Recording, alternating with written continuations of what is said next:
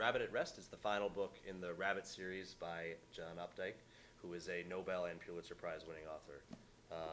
Worked for a long time at the New Yorker as well. And this series of books really changed my life. He writes in a very cerebral way. It changed the way that I think and the way I go about things, and I would be an entirely different person if it weren't for this book.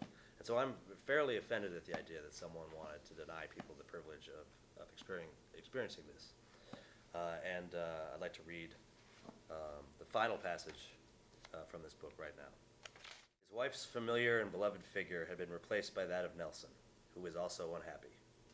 "You didn't talk to her, Dad," the kid complains.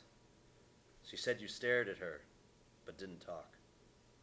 Okay, he thinks. What else am I doing wrong? He feels sorry about what he did to the kid, but he's doing him a favor now, though Nelson doesn't seem to know it.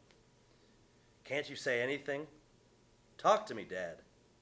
The kid is yelling, or trying not to yell, his face white in the gills with the strain of it, and some unaskable question tweaking the hairs of one eyebrow, so they grow up against the grain. He wants to put the kid out of his misery. "Nelson," he wants to say, "you have a sister." But does he say it? His son's anxious, straining expression hasn't changed. What he next says, though, shows he may have understood the word sister. "We phoned Aunt Mim, Dad, and she'll get here as soon as she can. She has to change planes in Kansas City." From his expression and the pitch of his voice, the boy is shouting into a fierce wind blowing from his father's direction. "Don't die, Dad. Don't."